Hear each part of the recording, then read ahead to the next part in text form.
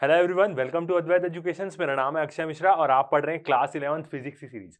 तो previous video में हमने अपना चैप्टर थर्मोडायनेमिक्स शुरू कर दिया था और प्रीवियसली हमने क्या पढ़ा है, सारे प्रोसेसेस के बारे में कि कैसे हम हर प्रोसेस में अपना वर्क डन कैलकुलेट करते हैं और कैसे उससे रिलेटेड हम क्या करते हैं, न्यूमेरिकल्स बनाते हैं। हमने कौन कौन से प्रोसेस पढ़े, आइसोथर्मल प्रोसेस पढ़े, एडियाबैटिक प्रोसेस पढ़ा, आइसोकोरिक, आइसोबारिक, ये सब प्रोसेस के बारे में हमने वर्क डन का पूरा एक्सप्रेशन देख लिया है। अब ये जो वीडियो रहेगा, इस वीडियो में हम क्या देखेंगे, साइक्लिक प्रोसेस के बारे में देखेंगे, ठीक है, और उससे रिलेटेड एक न्यूमेरिकल बनाएंगे। तो साइक्लिक प्रोसेस क्या होता है कि जब इनिशियल स्टेट और फाइनल स्टेट जो सिस्टम का रहेगा, मतलब वो वापस घूम के वहीं आ जाएगा, अपने इनिशियल स्टेट में ही आ जाएगा, तो वैसे प्रोसेसेस को हम क्या बोलते हैं, साइक्लिक प्रोसेस। तो यदि आप चैनल में नए हैं तो बिल्कुल चैनल को सब्सक्राइब करना ना भूलें। ये वाला कौन सा पार्ट है, हमारा 6th पार्ट है इस चैप्टर का, थर्मोडायनेमिक्स का। इसके पहले हमने 5 पार्ट पढ़ लिया है। ये जैसी पार्ट खत्म होगा तो फिर थर्मोडायनेमिक्स का जो सेकंड मेजर पार्ट है, जिसमें हम सेकंड लॉ के बारे में पढ़ेंगे, heat engine, refrigerator, heat pump के बारे में पढ़ेंगे, वो वाला पार्ट हमारे पास आ जाएगा इस जस्ट वीडियो के बाद। तो यदि आप चैनल में नए हैं तो बिल्कुल चैनल को सब्सक्राइब करना ना भूलें। 6th पार्ट है हमारा ये वाला। तो देखते हैं work done in a cyclic process. कैसे साइक्लिक प्रोसेस में वर्क डन निकालते हैं हम, कैसे वो पॉजिटिव आता है, कैसे वो नेगेटिव आता है, ये सब चीजों के बारे में बात करेंगे। तो टॉपिक होता है हमारा वर्क डन इन साइक्लिक प्रोसेस। तो देखते हैं साइक्लिक प्रोसेस क्या होता है। ए सिंगल प्रोसेस और series of process in which after certain interchanges of heat and work, एक प्रोसेस या बहुत सारे सीरीज ऑफ प्रोसेस जिसमें क्या होगा, हीट और वर्क का एक्सचेंज होगा बीच में, जितना भी हो, कितना भी हो सकता है वो। The system is restored to its initial state known as cyclic process. मतलब जैसे आप डायग्राम में देख सकते हैं, ये फर्स्ट उसका इनिशियल पॉइंट है, यहां से स्टार्ट हुआ और वापस वो क्या आ गया, अपने इनिशियल पॉइंट में आ गया। तो ऐसे प्रोसेसेस को हम क्या बोलेंगे, साइक्लिक प्रोसेस बोलेंगे। जिस पॉइंट से वो शुरू हुआ था, मतलब जो वो स्टेट से शुरू हुआ था, स्टेट का मतलब क्या होगा, जो उस पॉइंट का प्रेशर, टेम्परेचर, वॉल्यूम था, उसमें हीट और वर्क का इंटरेक्शन हुआ, हीट लॉस किया या हीट गेन किया, वर्क दिया सिस्टम के द्वारा या वर्क लिया, उसके बाद वो एट द एंड अपनी फाइनल उसी प्रेशर, टेम्परेचर, वॉल्यूम पे आ जाएगा। तो ऐसे प्रोसेस को हम क्या बोलेंगे, साइक्लिक प्रोसेस। एक सिंगल प्रोसेस से भी हो सकता है और इसमें बहुत सारे सीरीज ऑफ प्रोसेस भी लग सकते हैं। मतलब जितने भी हमने प्रीवियसली 4 प्रोसेस पढ़े हैं, आइसोथर्मल, एडियाबैटिक, आइसोकोरिक, आइसोबारिक, ये सब प्रोसेसेस बीच में हो सकते हैं, चाहे जितना उतना, बट उसका इनिशियल स्टेट वापस आ जाएगा। और साइक्लिक प्रोसेस क्या होते हैं, बहुत इंपॉर्टेंट होते हैं, क्योंकि जितने भी हमारे गाड़ी के इंजन होते हैं, रेफ्रिजरेटर्स होते हैं, एसी होते हैं, सब क्या होते हैं, सब साइक्लिक प्रोसेस में वर्क करते हैं। मतलब वो सिस्टम को अपने इनिशियल पॉइंट में रिस्टोर करते ही तभी वो अगली साइकिल चला पाएंगे। तो साइक्लिक प्रोसेस क्या होते हैं, बहुत इंपॉर्टेंट होते हैं। रियल लाइफ के जितने भी इंजन होते हैं वो सब साइक्लिक प्रोसेस में ही क्या करते हैं, वर्क करते हैं। तो इनिशियल पॉइंट और उसका फाइनल पॉइंट क्या रहेगा, वही इनिशियल पॉइंट में वापस आ जाएगा वो। As both initial and final states are same in a cyclic process, तो जब क्या है, इनिशियल और फाइनल जो स्टेट है उसका सेम है, मतलब इस पॉइंट से शुरू हुआ और वापस घूम के इसी पॉइंट में आ गया, नीचे की तरफ जा रहा है। यदि वॉल्यूम बढ़ रहा है तो इसका मतलब क्या होता है, एक्सपांशन होता है, और जब वॉल्यूम कम हो रहा है तो इसका मतलब क्या होता है, कंप्रेशन होता है। तो मतलब एक प्रकार से क्या हो रहा है, वर्क दे रहा है, और एक प्रकार से क्या हो रहा है, सिस्टम वर्क दे रहा है, और एक में क्या हो रहा है, हम सिस्टम को वर्क दे रहे हैं। तो एक प्रकार का साइक्लिक प्रोसेस है। इनिशियल उसी पॉइंट में आ गया तो इंटरनल एनर्जी का चेंज क्या होगा, जीरो होगा, क्योंकि जो उसकी इंटरनल एनर्जी थी, बीच में जितना भी उसमें चेंजेस हुआ, बट फाइनली वो क्या आ गया, उसी पॉइंट में आ गया। तो चेंज इन इंटरनल एनर्जी क्या हो जाएगी, उसकी जीरो हो जाएगी। तो डेल यू हम बोले internal energy, UF minus UI, मतलब फाइनल स्टेट की internal energy minus initial state की इंटरनल एनर्जी क्या हो जाएगी, जीरो हो जाएगी। ऑब्वियस सी बात है, इंटरनल एनर्जी जीरो हो जाएगी, इसका मतलब कि उसका जो टेम्परेचर है, जो इनिशियली टेम्परेचर था, और वो पूरा प्रोसेस करके हीट लिया, हीट दिया, वर्क दिया, उसके बाद वो एट द एंड उसी टेम्परेचर में आ जा रहा है, उसी स्टेट में आ जा रहा है, प्रेशर, वॉल्यूम सब सेम हो जा रहा है स्टार्टिंग से ही। तो ऐसे प्रोसेस को हम क्या बोलेंगे, साइक्लिक प्रोसेस बोलेंगे। अब ये भी क्या होते हैं, दो प्रकार के होते हैं। एक कैसा होगा, आप देख सकते हैं यहां पे रेड एरो का रोटेशन देख सकते हैं, ये कैसा प्रोसेस है, ऐसा क्लॉकवाइज है। क्लॉक को आप देख के इसको तुरंत देख सकते हैं कि क्या है, ये ऐसा क्लॉकवाइज प्रोसेस है। और ये जो प्रोसेस है, इसमें आप एरो का डायरेक्शन देख के देख सकते हैं कि ये क्या है, एंटी क्लॉकवाइज प्रोसेस है। तो यहां पे हमें ये जो प्रोसेस देख के ही समझ में आ जाएगा कि किसमें वर्क डन हमें पॉजिटिव मिलेगा और किसमें वर्क डन हमें नेगेटिव मिलेगा। वर्क डन पॉजिटिव मिलेगा, इसका मतलब यह है कि नेट जो वर्क डन सिस्टम हमें देगा वो क्या देगा, थोड़ा काम करके देगा, मतलब कुछ वर्क हमें एक्स्ट्रा देगा। वर्क डन नेगेटिव आया, इसका मतलब क्या है कि जो भी पूरा प्रोसेस हो जा रहा है उसके बाद सिस्टम खुद एक्स्ट्रा वर्क ले रहा है, हमें कुछ फायदा नहीं मिल रहा है, इसका मतलब ये होता है। ठीक है। तो बट क्या होता है, कभी कभी हम ऐसा भी जगह यूज करते हैं जहां पे वर्क डन नेगेटिव हो, क्योंकि वहां पे हमें हीट का काम रहता है कि हमें हीट का इफेक्ट वो सही तरीके से लेन देन कर ले, हमें वर्क से कोई टेंशन नहीं है। तो दोनों प्रोसेस इंपॉर्टेंट रहते हैं। अब जैसे अब यहां पे देखेंगे, ये जो साइकिल चल रही है ये क्या है, क्लॉकवाइज है, क्लॉकवाइज साइक्लिक प्रोसेस। तो ऐसे में कैसे पता चल, मतलब कैसे पता करेंगे हम कि पॉजिटिव वर्क डन आएगा या नेगेटिव वर्क डन आएगा? तो जब ऊपर से क्या होगा, हमारा एक्सपांशन होगा, तो हमको ये चीज पता है कि जो area under the PV diagram होता है वो क्या देता है, हमें वर्क डन देता है। हमने प्रीवियस वीडियो में पढ़ा है। तो यदि ऊपर से एक्सपांशन हुआ तो वर्क डन का कर्व क्या होगा, ज्यादा होगा, मतलब एक्सपांशन का। और नीचे से ऐसा क्या हो रहा है, कंप्रेशन हो रहा है, मतलब कंप्रेशन वर्क के नीचे का एरिया क्या आएगा, कम आएगा। तो ऑब्वियस ही बात है, ऊपर वाला जो हमें वर्क मिल रहा है सिस्टम से उसका एरिया ज्यादा है एज कंपेयर टू जितना हमें कंप्रेस करने में वर्क लग रहा है, तो क्या होगा, पॉजिटिव होगा। इसका मतलब जब क्लॉकवाइज साइकिल होगी, किसी सिस्टम, कोई सिस्टम क्लॉकवाइज साइक्लिक प्रोसेस करेगा तो उसमें हमें वर्क डन की वैल्यू क्या मिलेगी, पॉजिटिव मिलेगी। सेम उसका यदि हम एंटी क्लॉकवाइज देखें तो एक्सपांशन वाला कर्व कौन सा है, नीचे वाला है। मतलब यदि हम इसके एरिया अंडर वर्क डन देखें तो ये क्या है, कम है। एक्सपांशन वर्क मतलब पॉजिटिव वर्क, मतलब सिस्टम हमें वर्क करके दे रहा है, हमें वर्क मिल रहा है। और दूसरा यदि हम देखें इसका कंप्रेशन का, ऊपर वाला जो एरिया है वो क्या है, कंप्रेशन का है। तो कंप्रेशन का वर्क क्या है, ज्यादा बड़ा है, मतलब सिस्टम हमें वर्क कम दे रहा है और कंप्रेशन में हमें ज्यादा वर्क लग जा रहा है। तो इस केस में वर्क डन की वैल्यू क्या आएगी, नेगेटिव आएगी। ठीक है। तो आप साइक्लिक प्रोसेस को देख के बता सकते हैं कि यदि वो क्लॉकवाइज रहा तो आप बोलेंगे नेट वर्क आउटपुट क्या मिलेगा, पॉजिटिव मिलेगा हमें। और एंटी क्लॉकवाइज रहा साइक्लिक प्रोसेस तो आप बोलेंगे नेट आउटपुट वर्क डन मेरे को नेगेटिव मिलेगा। ओके, आगे बढ़ते हैं। तो इसी चीज को हम क्या देखेंगे, पूरा इसका एक्सप्रेशन देखेंगे। First point, for a cyclic process PV graph is a close curve. Cyclic process की बात करें तो जो पीवी कर्व होता है, जो ये पूरा पीवी डायग्राम होता है, ये क्या होता है, एक प्रकार का क्लोज कर्व होता है। क्लोज कर्व कैसे, यहां से ऐसे हुआ और उसके बाद क्या हो गया, कंप्लीट हो गया। मतलब इसके बीच का एक एरिया होता है, वो एरिया ही क्या बताता है, डिफरेंस बता देगा हमें वर्क डन का, दोनों वर्क डन का। तो ये क्या है, एक प्रकार के बीच का इसका एरिया है। तो ये क्या है, एक प्रकार का क्लोज कर्व है। कर्व क्या रहता है, बंद रहता है, पूरा ओपन नहीं रहता। जैसे अभी हमने जितने भी प्रोसेसेस के लिए डिराइव किया था प्रीवियसली, चारों प्रोसेस के लिए, वो सब क्या थे, एक प्रकार के ओपन कर्व थे। And area enclose by the curve is equal to the work done. और जितना एरिया कर्व के अंदर एनक्लोज रहता है वही क्या बता देता है हमें, वर्क डन। वो वर्क डन कैसा भी हो सकता है, पॉजिटिव वर्क डन भी हो सकता है, नेगेटिव वर्क डन भी हो सकता है। वो किस पे डिपेंड करेगा, साइकिल के रोटेशन पे, कि क्लॉकवाइज है कि एंटी क्लॉकवाइज है। अब यदि हम फर्स्ट लॉ ऑफ थर्मोडायनेमिक्स से देखें, from first law of thermodynamics, जो क्या बोलती है, del Q is equal to del U plus del W. मतलब मीनिंग, यदि हम किसी सिस्टम को हीट देते हैं तो वो या तो अपनी इंटरनल एनर्जी बढ़ाएगा या हमें वर्क डन करके देगा, या दोनों कर लेगा। ठीक है, क्योंकि ऐसा हमने देखा है आइसोबारिक प्रोसेस में क्या होता है, दोनों होता है, थोड़ा सा इंटरनल एनर्जी बढ़ाता है, थोड़ा सा वर्क डन करके देता है। तो फर्स्ट लॉ ऑफ थर्मोडायनेमिक्स के हिसाब से देखें तो साइक्लिक प्रोसेस के लिए क्या होगा, for cyclic process del U equal to 0 हो जाएगा। इंटरनल एनर्जी कोई चेंज ही नहीं होगी इनिशियल और फाइनल स्टेट की, इसी पॉइंट से चालू हुआ और ए पॉइंट में क्या हो गया, वापस आ गया साइक्लिक प्रोसेस। तो del Q is equal to क्या हो जाएगा, डेल डब्ल्यू हो जाएगा। मतलब जितना भी हीट का इंटरेक्शन होगा वो किसके बराबर हो जाएगा, वर्क के इंटरेक्शन के बराबर हो जाएगा। देखते हैं। So heat supplied to the system is converted into work done and vice versa. तो इसका मतलब क्या है, जब del Q is equal to del W हो जा रहा है, कि जितना हम हीट बी की वैल्यू भी पॉजिटिव है और डेल डब्ल्यू की भी वैल्यू क्या है, पॉजिटिव है, दोनों पॉजिटिव है। तो हीट पॉजिटिव होने का मतलब क्या होता है, जब हीट का डेल क्यू पॉजिटिव आता है तो इसका मतलब क्या है, हम हीट ऐड कर रहे हैं सिस्टम में। और डेल डब्ल्यू की भी वैल्यू क्या है, पॉजिटिव है। जब डेल डब्ल्यू पॉजिटिव आता है, वर्क डन पॉजिटिव आता है, तो इसका मतलब क्या होता है, सिस्टम हमें वर्क करके दे रहा है। इसका मतलब साइक्लिक प्रोसेस में हम जितनी हीट देंगे वो उतने ही अमाउंट का हमें क्या करके दे देगा, वर्क डन करके दे देगा।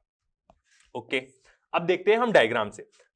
लेट P1 V1 हमारा क्या हो जाएगा, shows the initial state of the gas. एक गैस है जिसको हम साइक्लिक प्रोसेस उसके ऊपर क्या कर रहे हैं, लागू कर रहे हैं, और उसका ए पॉइंट पे क्या है, P1 V1 उसका इनिशियल प्रेशर है और उसका इनिशियल वॉल्यूम है। ठीक है। And P2 V2 shows the final state, और जो P2 V2 है उसका क्या शो कर रहा है, फाइनल स्टेट शो कर रहा है, मतलब जो उसके फाइनल स्टेट का प्रेशर है और वॉल्यूम है। एट द एंड तो वापस आएगा ही ए पॉइंट में।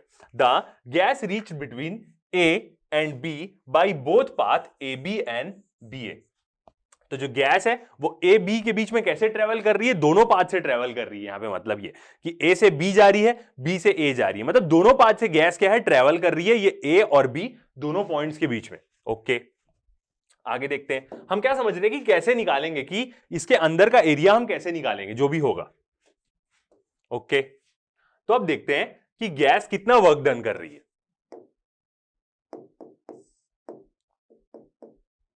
सो work done by the gas for expansion from A to B is, कितना वर्क डन करेगी एक्सपांशन करने के लिए ए से बी में, जो एरिया अंडर द कर्व होगा पीवी डायग्राम में। ठीक है, देखते हैं फिर से डायग्राम, ए से बी देखते हैं। और एक्सपांशन वर्क हम कैसे समझ सकते हैं, क्योंकि ऑब्वियस ही बात है जो ए पॉइंट पे उसका वॉल्यूम है डी में, इनिशियल वॉल्यूम क्या है उसकी कम है, जीरो से उसका डिस्टेंस कम है, और जो फाइनल बी पॉइंट पे वॉल्यूम है वो क्या है, ज्यादा है। तो इसका मतलब क्या होगा कि जो भी गैस होगी वो क्या कर रही होगी, एक्सपैंड कर रही होगी। एक्सपैंड होता है तो इसका मतलब क्या मिलता है, हमें वर्क डन मिलता है। तो एक प्रकार का क्या है, ये एक्सपांशन प्रोसेस है। तो ए से बी में जितना वो गैस क्या कर रही है, एक्सपैंड कर रही है, तो वो कितना वर्क डन हमें दे रही होगी। तो वो कैसे बता सकते हैं हम, जितना ये एरिया अंडर द कर्व होगा, पीवी डायग्राम के जो कर्व के अंडर का एरिया रहता है वो क्या रहता है, हमें वर्क डन देता है। तो ये जो कर्व के अंदर का एरिया है पूरा नीचे तक, इतना ही क्या कर रही होगी, गैस एक्सपांशन में वर्क डन कर रही होगी, ये पूरे एरिया, मतलब A M B C D A. तो W1 कितना होगा हमारा, W1 is equal to area A M B C D A. देख लीजिए डायग्राम में, A M B C D A, यही है पूरा एरिया अंडर द कर्व, और यही क्या होगा, वर्क डन होगा। ओके, तो इतना क्या हुआ, एक्सपांशन में हमें वर्क मिला। फिर आगे देखते हैं, let the system return back to its initial state. System क्या करेगा, वापस इनिशियल स्टेट में वापस आ जाएगा, state A by path B A. The complete process is a cycle. और सिस्टम क्या करेगा, वापस अपने पाथ ए में आ जाएगा, अभी बी तक वो पहुंचा, इतना एरिया अंडर द कर्व हमें वर्क डन मिला, बी से क्या हो जाएगा, वो वापस अपने स्टेट में आ जाएगा ए प्रोसेस। तो ये ऐसा जो पूरा प्रोसेस होगा, मतलब यहां पे दो प्रोसेस हो रहे हैं, एक एक्सपांशन एक कंप्रेशन, ऐसे प्रोसेस को हम क्या बोलेंगे, साइक्लिक प्रोसेस। ओके, आगे देखते हैं। अब नेक्स्ट हम देखेंगे कि गैस को कंप्रेशन करने में कितना वर्क डन लग रहा है, मतलब बी से ए आने में। तो work done by the gas for compression from B to A is, B से ए जाने में जितना कंप्रेशन वर्क लग रहा है वो कितना है, W2 इज इक्वल टू, जो सेकंड वर्क डन होगा, एक वर्क डन हमें एक्सपांशन का मिला, W2 मतलब जो सेकंड कंप्रेशन का वर्क है। और कंप्रेशन में हम क्या करते हैं, सिस्टम को हम दबा रहे हैं, हम उसके ऊपर वर्क कर रहे हैं, तो इसका मतलब क्या होगा, उसकी वैल्यू नेगेटिव आएगी। और एरिया कौन सा होगा, BNADCB। देखते हैं कर्व में, BNADCB, तो कंप्रेशन के लिए कितना वर्क डन लगेगा, एरिया अंडर द कर्व, इस कर्व के अंदर का एरिया कितना है, BNADC, मतलब ये वाला एरिया पूरा, ये इतना वर्क डन क्या है, पूरा कंप्रेशन का है। ऊपर से लेते तो वो पूरा एक्सपांशन कर रहा है, नीचे वाला AB कर्व। और कंप्रेशन कैसे हम बोल सकते हैं, क्योंकि देखिए जहां से शुरू हो रहा है वहां पे क्या है, वॉल्यूम ज्यादा है, ये वाले V2 वॉल्यूम क्या है, ज्यादा है, और जब वो एंड हुआ प्रोसेस यहां पे, तो उसकी वॉल्यूम क्या हो गई, कम हो गई, मतलब ज्यादा थी और उसकी वॉल्यूम कम हो गई, तो मतलब कंप्रेस कर रहे हैं हम। और कंप्रेशन वर्क हम सिस्टम पे देते तो उसको हम क्या लिखते हैं, नेगेटिव लिखते हैं। तो ये आ गया माइनस BNADC। ठीक है, दो वर्क डन मिल गया हमें।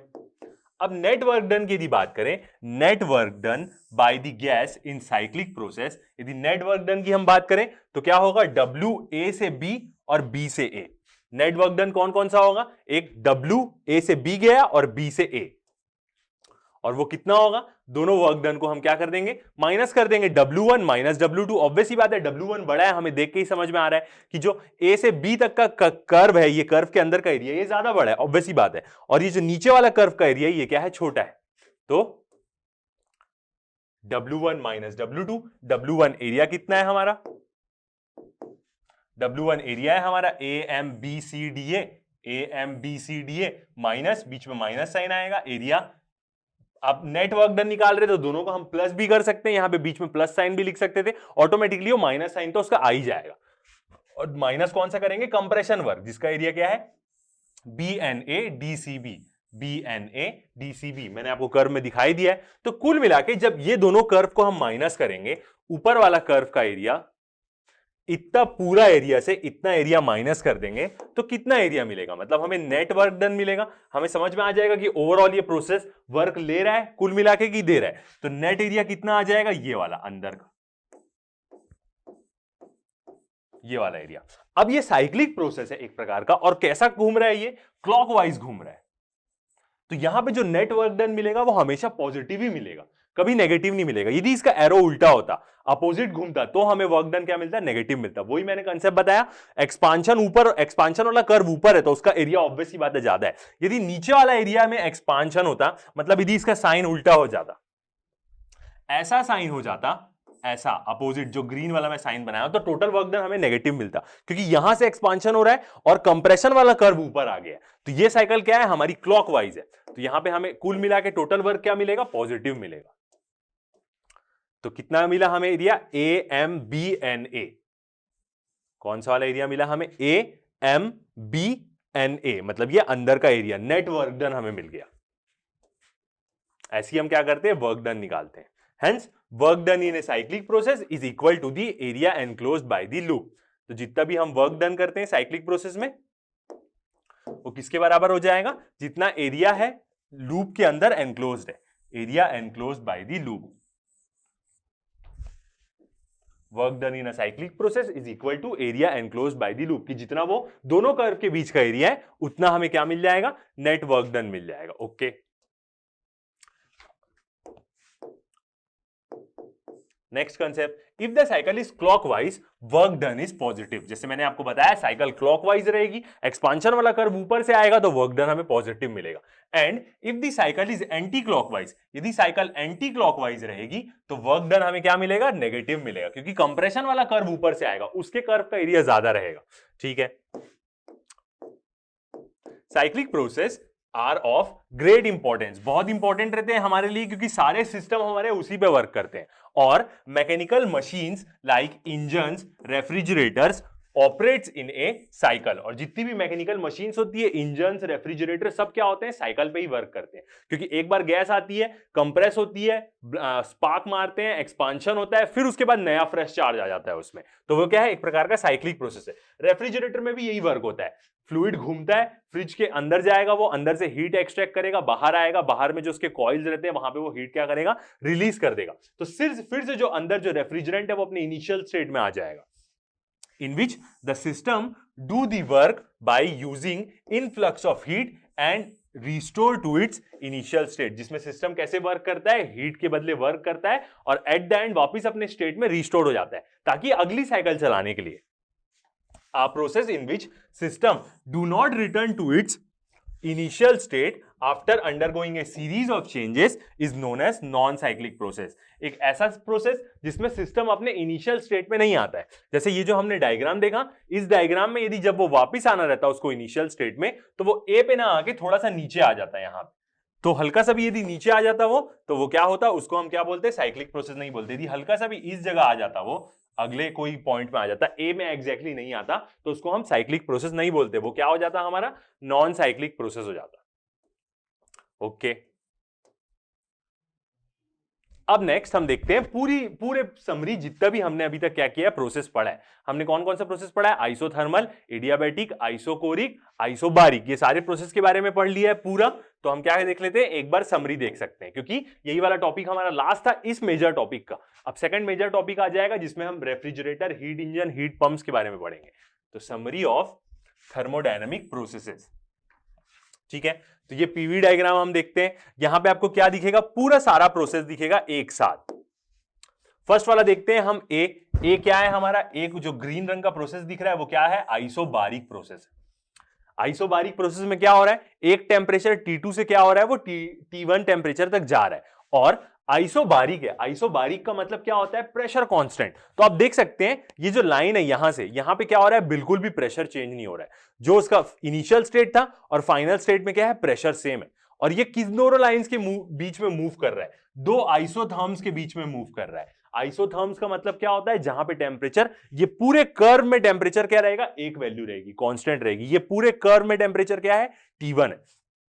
तो ए प्रोसेस देखें, सेम दूसरा प्रोसेस क्या होगा, बी हमारा आइसोथर्मल। आइसोथर्मल प्रोसेस क्या होता है, जिसमें टेम्परेचर कांस्टेंट रहता है। तो इसमें इनिशियल पॉइंट और फाइनल पॉइंट कहां पे आएगा, इसी कर्व में आएगा, आइसोथर्म के कर्व में ही आएगा। ये उसका इनिशियल स्टेट, ये उसका फाइनल स्टेट, जिसमें क्या रहेगा, टेम्परेचर कांस्टेंट रहेगा, प्रेशर और वॉल्यूम चेंज हो सकता है, तभी ये कर्व क्या हो रहा है, चेंज हो रहा है। ओके, अगला प्रोसेस देखते हैं, अगला प्रोसेस क्या है हमारा सी क्या है, एडियाबैटिक प्रोसेस। तो एडियाबैटिक प्रोसेस भी कैसे मूव कर रहा है, दो आइसोथर्म्स के बीच में मूव कर रहा है, मतलब T2 से T3 तक टेम्परेचर जा रहा है। एक प्रकार का यहां पे क्या हो रहा है, वॉल्यूम इंक्रीज हो रहा है, आप हल्का सा बोल सकते हैं, तो आप इसको बोल सकते हैं ये एक प्रकार का क्या हो रहा है, एडियाबैटिक एक्सपांशन हो रहा है यहां पे, क्योंकि इनिशियल वॉल्यूम से फाइनल वॉल्यूम क्या है, ज्यादा आ रही है। तो सी जो कर्व है दो आइसोथर्म्स के बीच में, वो क्या है, एडियाबैटिक। और यहां से आप देख सकते हैं ये इनिशियल वॉल्यूम और ये उसकी फाइनल वॉल्यूम एडियाबैटिक प्रोसेस में, तो क्या हो रहा है, एक प्रकार का एडियाबैटिक एक्सपांशन हो रहा है यहां पे। अगला कर्व देखते हैं डी। तो डी क्या होगा हमारा, आइसोकोरिक प्रोसेस, येलो रंग का। आइसोकोरिक का मतलब वॉल्यूम कांस्टेंट रहेगा वहां पे, और आप देख भी सकते हैं ये वॉल्यूम वाले में क्या है, स्ट्रेट लाइन है, मतलब जो इनिशियल पॉइंट का वॉल्यूम है वही फाइनल पॉइंट का क्या है, वॉल्यूम है। कैसे मूव कर रहा है, वो दो आइसोथर्म्स के बीच में मूव कर रहा है। तो टेम्परेचर तो चेंज होगा ही, प्रेशर भी चेंज होगा। प्रेशर भी देख सकते हैं आप यहाँ पे, इनिशियली प्रेशर उसका ज्यादा था, फाइनली प्रेशर कम हो गया, मगर वॉल्यूम क्या है, कांस्टेंट है यहाँ पे। तो जो डी वाला प्रोसेस है वो क्या है हमारा, आइसोकोरिक कांस्टेंट वॉल्यूम प्रोसेस इसको हम बोलते हैं। ओके, टेबल फॉर्म में देखते हैं। तो ये पूरे प्रोसेस की क्या है, समरी। बट आपको एग्जाम में वर्क डन का एक्सप्रेशन तो पूछेगा ही, जो हम प्रीवियस वीडियो में पढ़े, तो आप जरूर जाके क्या करें, डेरिवेशन देख लें। फर्स्ट प्रोसेस हम देखते हैं आइसोबारिक। आइसोबारिक का मतलब क्या रहेगा, प्रेशर हमारा कांस्टेंट, बार प्रेशर की यूनिट होती है, तो ऐसे आप याद कर सकते हैं। पाथ कौन सा था वो डायग्राम में, ए पाथ था, ठीक है। अब ये वाली जो लास्ट कॉलम है किसके लिए होगी, हीट, वर्क और इंटरनल एनर्जी के लिए।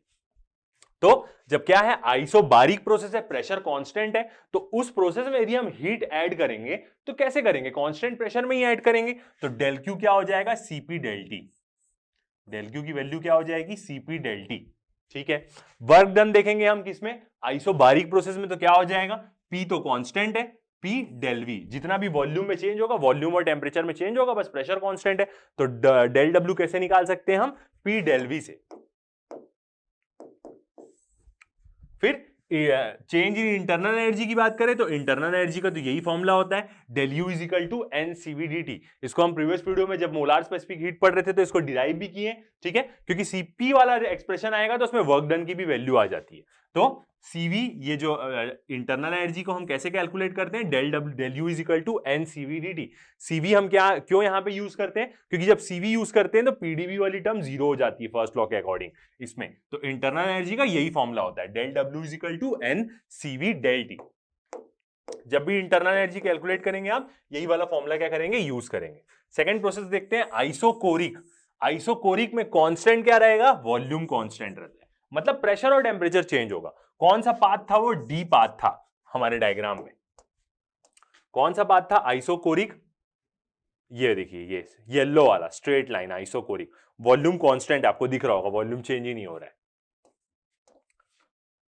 तो आइसोकोरिक प्रोसेस में क्या होगा, वॉल्यूम कांस्टेंट है, तो वर्क डन तो हमें मिलेगा ही नहीं मिलेगा, क्योंकि एक्सपांड और कंप्रेशन में ही वर्क डन आता है। तो वर्क डन की वैल्यू जीरो हो जाएगी फर्स्ट लॉ के हिसाब से। तो जितनी हीट देंगे वो क्या करेगा, अपनी इंटरनल एनर्जी को इंक्रीज करेगा, जितनी भी हीट देंगे आइसोकोरिक प्रोसेस में। और डेल यू कैसे निकालते हैं हम, एनसीवीडीटी। डेल क्यू का भी फॉर्मूला क्या हो जाएगा, एनसीवीडीटी हो जाएगा, क्योंकि यदि आइसोकोरिक प्रोसेस में हीट देंगे तो वॉल्यूम तो कांस्टेंट है, तो कौन से फॉर्मूले से देंगे, एनसीवी डेल टी से। और डेल डब्ल्यू वर्क डन क्या हो जाएगा, जीरो हो जाएगा। क्यों वर्क डन जीरो हो जाएगा, क्योंकि सिस्टम ना ही एक्सपैंड करेगा ना ही कॉन्ट्रैक्ट करेगा, वॉल्यूम तो चेंज ही नहीं हो रहा है। फिर नेक्स्ट देखते हैं हम अपना आइसोथर्मल। आइसोथर्मल का मतलब, थर्मल मतलब टेम्परेचर कांस्टेंट होगा, मतलब प्रेशर वॉल्यूम चेंज होगा। कौन सा पाथ था, बी पाथ था हमारा। देखते हैं बी पाथ, ऑरेंज वाला। ये जो ऑरेंज वाला आप देख रहे हैं ये क्या है हमारा, आइसोथर्मल। आइसोथर्म में ही मूव कर रहा है वो। आइसोथर्म कर्व होता है जिसमें टेम्परेचर पूरा कांस्टेंट रहता है। सो आइसोथर्मल प्रोसेस में क्या होगा, टेम्परेचर कांस्टेंट है तो इंटरनल एनर्जी तो चेंज ही नहीं होगी, तो डेल यू क्या हो जाएगा, जीरो हो जाएगा। और जितनी भी हीट देंगे वो वर्क और हीट क्या हो जाएंगे, बराबर हो जाएंगे यहां पे। और कैसे निकालते हैं हम formula, nRT ln Vf by Vi. ये क्या है हमारा एक्सप्रेशन है। इसी का एक और भी हमने प्रेशर के भी टर्म में एक्सप्रेशन निकाला था डिराइव में। तो ये क्या होगा, हीट और वर्क डन क्या हो जाएंगे, फर्स्ट लॉ के अकॉर्डिंग बराबर हो जाएंगे, क्योंकि डेल यू क्या हो जाएगा, जीरो हो जाएगा। और उसके बाद वाला कौन सा प्रोसेस है, एडियाबैटिक। एडियाबैटिक में क्या कांस्टेंट होता है, पीवी की power gamma equal to constant रहता है। ये एडियाबैटिक की इक्वेशन ऑफ स्टेट रहती है। हमने हर प्रोसेस की इक्वेशन ऑफ स्टेट भी देखी है क्या क्या होती है करके। आइसोथर्मल की क्या होती है, PV is equal to constant, ऐसी करके क्या होती है, सबकी इक्वेशन ऑफ अपनी अपनी एक स्टेट होती है।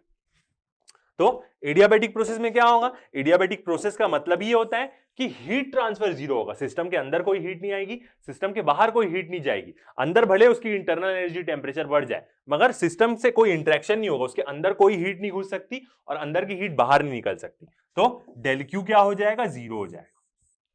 तो इसका मतलब फर्स्ट लॉ के अकॉर्डिंग देखें हम तो क्या हो जाएगा, del W equal to minus U हो जाएगा। मतलब यदि सिस्टम डेल यू यहां पे क्या है, पॉजिटिव, डेल डब्ल्यू क्या दिख रहा है हमें, पॉजिटिव दिख रहा है। साइन कन्वेंशंस तो आपको थर्मोडायनेमिक की समझना ही पड़ेगा। डेल डब्ल्यू क्या है, पॉजिटिव है, इसका मतलब सिस्टम हमें वर्क दे रहा है। तो डेल यू क्या हो गया, नेगेटिव हो गया, इसका मतलब अपनी इंटरनल एनर्जी के एक्सपेंस पे हमें वर्क करके दे रहा है। अपोजिट कर दें, डेल डब्ल्यू को माइनस कर दें और ये क्या हो जाएगा, पॉजिटिव हो जाएगा। मतलब यदि हम कंप्रेस करेंगे एडियाबैटिक प्रोसेस में, एडियाबैटिक प्रोसेस में यदि हम कंप्रेस करेंगे तो क्या हो जाएगी, उसकी इंटरनल एनर्जी इंक्रीज हो जाएगी। तो ये क्या था, पूरा समरी हमारे सारे प्रोसेस का। ओके, तो अब एक साइक्लिक क्वेश्चन से साइक्लिक प्रोसेस से रिलेटेड एक क्वेश्चन बनाते हैं। When a system goes from state A to B, एक सिस्टम है जो स्टेट A से स्टेट B जा रहा है, it is supplied with 400 joules of heat. एक सिस्टम A से B जा रहा है जब उसको हम 400 जूल्स ऑफ हीट सप्लाई कर रहे हैं, it does 100 joules of work, और वो क्या कर रहा है, 100 जूल का हमें वर्क करके दे रहा है। फॉर प्रोसेस A से B, what is the change in internal energy. A से बी प्रोसेस में इंटरनल एनर्जी कितनी चेंज हो रही है, क्यू, डेल क्यू और डेल डब्ल्यू हमें गिवन है, फर्स्ट लॉ लगा के निकाल सकते हैं बिल्कुल। सेकंड क्या बोल रहा है, if system moves from B to A, यदि सिस्टम बी से ए मूव करता है, उल्टा मूव करता है जैसे पहले मूव कर रहा था, what will be change in system's internal energy, तब सिस्टम की इंटरनल एनर्जी कैसे चेंज होगी यदि उल्टा मूव करता है तो। Third, if moving from A to B along a different path, A से बी मूव करेगा मगर किसी दूसरे पाथ से मूव करेगा, मतलब जिस पाथ से वापस आया था उस पाथ से मूव करके जाएगा अब, where work done on the system is 400 joule, उस केस में वर्क डन क्या हो जाएगा, 400 जूल हो जाएगा। तो how much heat does it absorb from this process, तो जब अलग रास्ते से जाएगा और 400 जूल का वर्क डन करेगा तब कितनी वो हीट क्या करेगा, एब्सॉर्ब करेगा। ओके, सॉल्व करते हैं इस क्वेश्चन को। सबसे पहले क्या कर लेते हैं हम, इसका पीवी डायग्राम प्लॉट कर लेते हैं। एक प्रकार का क्या है, ये साइक्लिक प्रोसेस है, पी वी, कैसे प्रोसेस जा रहा है, ए से बी और बी से ए, ये ए पॉइंट, ये बी पॉइंट। क्या क्या गिवन वैल्यूज दिए हमें, जब स्टार्टिंग में हमें दिया है कि जब ए से बी जाता है तो कितनी हीट लेगा, Q A B equal to, heat की वैल्यू पॉजिटिव दी है और वो कितना है, 400 जूल्स, 400 जूल्स की, और यहीं पे वर्क डन कितना कर रहा है वो, ए से बी जाने में, ए से बी का वर्क डन हमें दिया है कितना, 100 जूल्स। ये क्या दिया है, क्वेश्चन में हमें दिया है, और डायरेक्शन भी दे देते हैं, ये ऐसे मूव कर रहा है, साइकिल क्या है, क्लॉकवाइज है। ओके, तो लिखते हैं गिवन वैल्यूज को अपनी।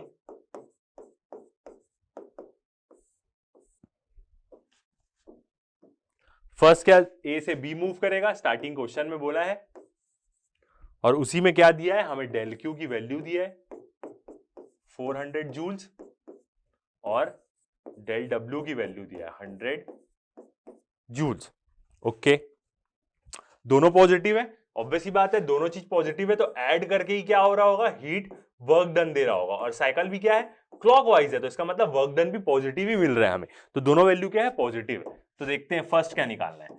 फर्स्ट में हमें निकालना था चेंज इन इंटरनल एनर्जी, मतलब डेल यू निकालना है हमें, और कौन से प्रोसेस के लिए, जब वो ए से बी मूव कर रहा है, उसी का हमें क्या दिया है, हीट और वर्क डन दिया है, जब वो ए से बी मूव कर रहा है, यही की हमें क्या निकालनी है, इंटरनल एनर्जी निकालनी है। ओके, तो यूज कर देते हैं फ्रॉम फर्स्ट लॉ, जब आप एग्जाम में सॉल्व करेंगे तो आप पूरा लिखेंगे, from first law of thermodynamics क्या हो जाएगी, del Q is equal to del U plus del W, यही है। ओके, वैल्यू दिया है हमें, डेल क्यू कितना है, 400 जूल्स, उसके बाद क्या है, डेल यू ही हमको निकालना है और प्लस डेल डब्ल्यू की वैल्यू दिया है 100 जूल्स। तो यहां से हम क्या करेंगे, निकाल सकते हैं। डेल यू क्या हो जाएगा, 400 माइनस ये 100 उधर चले जाएगा, तो डेल यू इक्वल टू कितना आ जाएगा, यहाँ पे 400 माइनस 100 हो जाएगा, तो कितना आ जाएगा 300 जूल्स। मतलब चेंज इन इंटरनल एनर्जी कितनी आ जाएगी उसकी, 300 जूल्स आ जाएगी। एक आंसर हमारा निकल गया।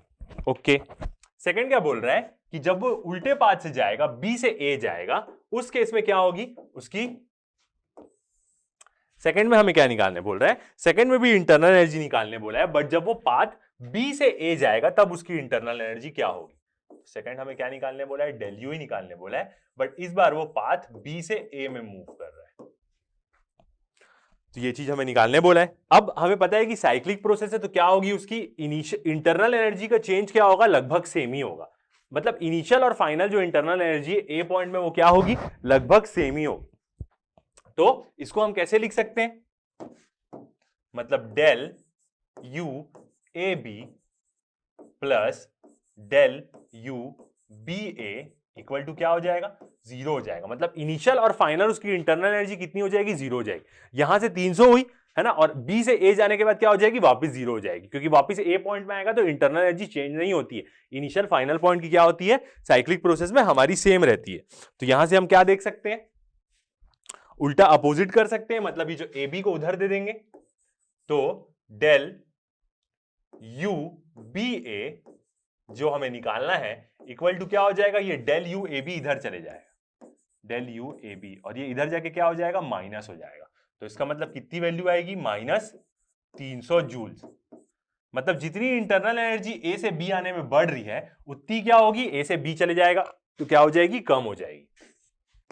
तो ये आ गया हमारा सेकंड वाले का आंसर, क्योंकि at the end cyclic process में ये वापस ए पॉइंट में आएगा तो चेंज इन इंटरनल एनर्जी 0 हो जाएगी। ओके, ये निकला। अब थर्ड चीज हमें क्या निकालनी थी, जब वो दूसरे पाथ से जाएगा, मतलब वो ए से बी गया, अब यदि वो ए से बी मतलब बी से ए जाएगा, कौन से वाले पाथ से जाएगा बोल रहा है वो, मतलब दूसरे पाथ से जब वर्क डन होगा, मतलब जब बी से ए जाएगा तब क्या होगा, उसका क्या चीज निकालने बोला है हमें, हीट कितनी वो लेगा, जब वो हमें वहां पे वर्क डन की वैल्यू दी है 400। तो देखते हैं थर्ड क्या निकालने बोला है हमें। थर्ड में हमें निकालने बोला है डेल क्यू, हीट निकालो, और डेल डब्ल्यू की हमें वैल्यू गिवन है। डेल डब्ल्यू कितना दिया हुआ है, 400 जूल्स दिया है,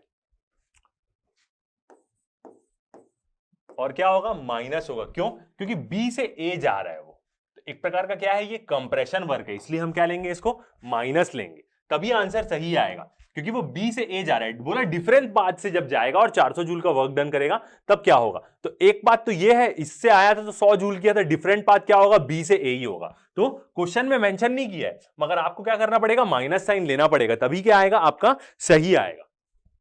क्यों, क्योंकि वर्क डन क्या है, ऑन द सिस्टम है।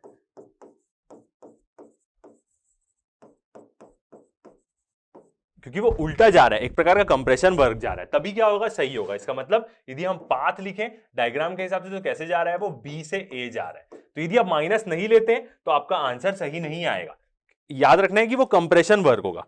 और डेल यू क्या होगा, change in internal energy same होगी, 300 जूल ही होगी, क्योंकि साइक्लिक प्रोसेस है तो इंटरनल एनर्जी का चेंज क्या होगा, सेम होगा। क्योंकि वो इंटरनल एनर्जी क्या होती है, वो किसी भी पाथ पे डिपेंड नहीं करती, इंटरनल एनर्जी पॉइंट फंक्शन है, वो किसी भी पाथ से वापस जाए, चेंज इन इंटरनल एनर्जी क्या होगी, सेम होगी हमारी। ओके, तो देखते हैं अब, तो क्या हो जाएगा, फर्स्ट लॉ लगाएंगे तो del Q is equal to del U plus del W, ये हो जाएगा। डेल डब्ल्यू की वैल्यू तो माइनस है, तो क्या हो जाएगा, 300 और माइनस 400, तो आंसर कितना आ जाएगा हमारा, -100। तो डेल क्यू इक्वल टू कितना आ जाएगा, -100 जूल्स। तो ये आ गया हमारा थर्ड वाला आंसर जो वो निकालने बोला है। ओके, तो इसी के साथ क्या होता है, ये वाला क्वेश्चन भी हो जाता है। आगे देखते हैं, तो ये वाला क्या हुआ, हमारा पार्ट कंप्लीट हो गया। फर्स्ट मेजर वाला पार्ट थर्मोडायनेमिक्स से कंप्लीट हो गया।